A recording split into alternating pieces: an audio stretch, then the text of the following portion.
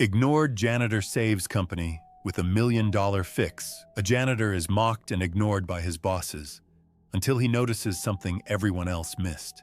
When a dangerous machine begins to fail, his wisdom saves the entire factory from disaster and earns him a life-changing reward. This powerful, true-to-life story is a reminder that respect should never depend on titles, and that greatness often comes from the most overlooked places. Watch until the end for a lesson in silent strength, humility, and the power of wisdom hidden in plain sight.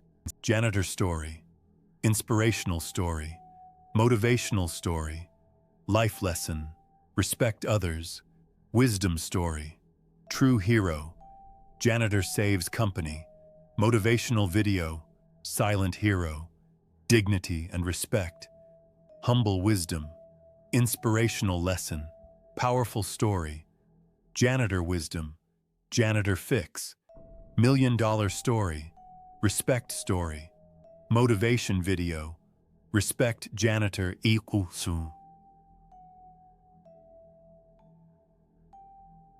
The shouting came first. Sharp, impatient voices ricocheted across the factory floor as men in clean suits barked orders that no one dared question. Somewhere amid the rumble of machinery and the sting of oil in the air, a janitor stood frozen, mop in hand, eyes fixed on a machine that was groaning louder than it should. "Get out of the way!" one of the supervisors snapped, waving his hand as if brushing away a speck of dust. "This is no place for a janitor." The mop handle tightened in his grip, not out of anger, but restraint. He had heard words like this before, words that told him he didn't belong, words that said his silence was expected. Yet he did not move. His gaze remained on the machine, a giant steel beast with gears grinding against each other like broken bones. Something inside him whispered, "If no one listens, this place won't last till morning." It was not the first time he had been ignored, but it might be the last chance for all of them if he stayed silent. He was not a man easily noticed. His name was Samuel Ortiz, 62 years old, hair streaked with silver, back bent from years of work that demanded strength from his body even when his spirit had grown weary. His job was simple in the eyes of others: sweeping floors, scrubbing grease stains, wiping the fingerprints of men who believed themselves untouchable. Yet Samuel carried within him a past that no one at the factory cared to ask about. Long ago, he had been an aircraft mechanic in the military. He knew the language of machines the way poets knew the rhythm of words. He could hear danger in the faintest vibration, smell failure in the subtle scent of overheated steel, sense disaster in the way bolts trembled against their sockets. Years of service had honed him, not just as a worker, but as a man who carried responsibility heavier than his own body could sometimes bear. He had buried comrades whose lives had been lost, not to battle, but to machines neglected by arrogance. Samuel never forgot those moments. The smell of jet fuel, the screams, the silence that followed. That memory clung to him every time he saw a machine pushed to its breaking point by men who believed they were smarter than steel itself. The factory was his battlefield now. Its walls smelled of sweat and iron, the air thick with dust and the sharp bite of chemicals. The workers moved like ghosts in uniforms stained by oil. Their eyes rarely rose above their task, and when they did, they saw Samuel only as the janitor, the invisible man who swept behind them, whose presence was barely acknowledged. But Samuel noticed everything. On that day, as he dragged his mop across the concrete, the largest machine on the floor, the heart of the company's production line, let out a groan that chilled him. To the untrained ear, it was nothing but a low hum, lost in the noise of the factory. But to Samuel, it was the sound of disaster, the kind that could end a shift, a company, maybe even a life. He leaned closer, listening, watching the gears spin in uneven rhythm. His hands remembered what his job title had forgotten. He saw it, a small but crucial misalignment, something no one else had noticed. If ignored, the machine would seize, shatter, and take millions of dollars in damage with it.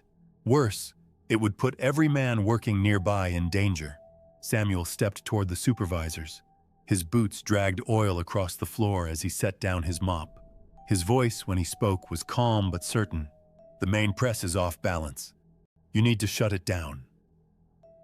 The room fell into a moment of silence, followed by mocking laughter. One man shook his head. Another smirked as though amused that a janitor dared to speak. "You think you know better than the engineers?" The supervisor sneered.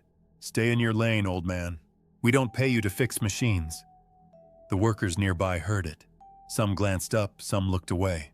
No one spoke for Samuel. Silence was safer. The factory ran on silence. The silence of tired men. The silence of women who needed the paycheck. The silence of people who watched disrespect but feared losing their jobs if they challenged it. Samuel lowered his eyes, but not in defeat. Inside, he carried the patience of a man who had survived wars, disrespect, and years of being unseen. He returned to his mop, his back bent, his silence deeper than their laughter. But his eyes stayed fixed on the machine. Hours passed.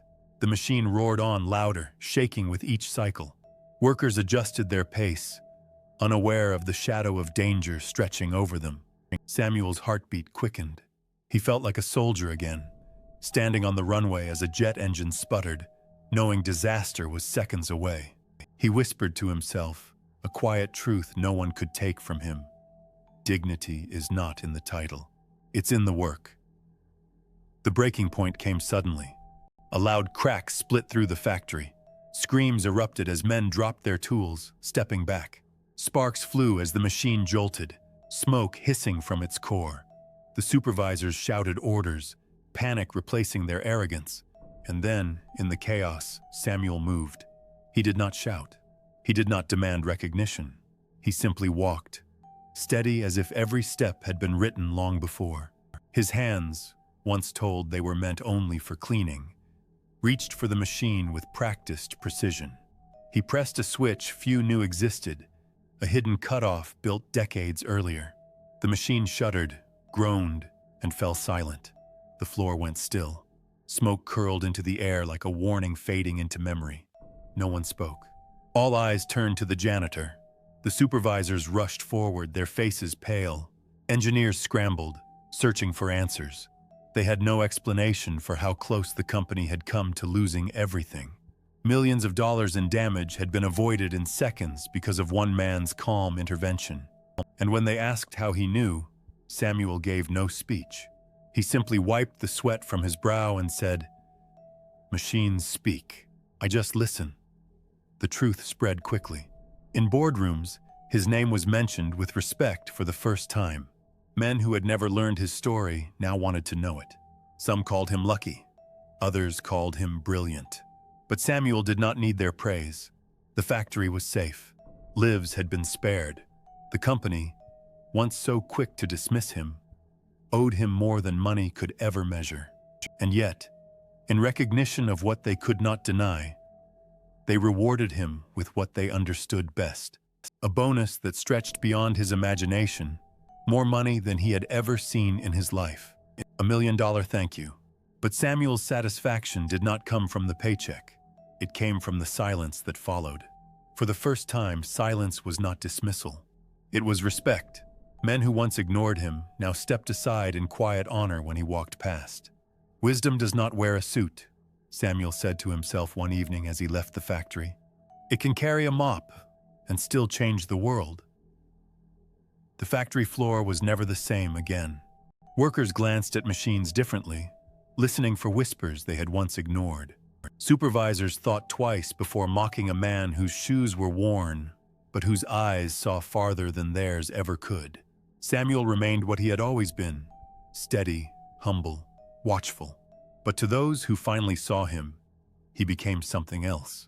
A reminder that greatness is not measured by position, but by presence. In the end, Samuel's story was not about money.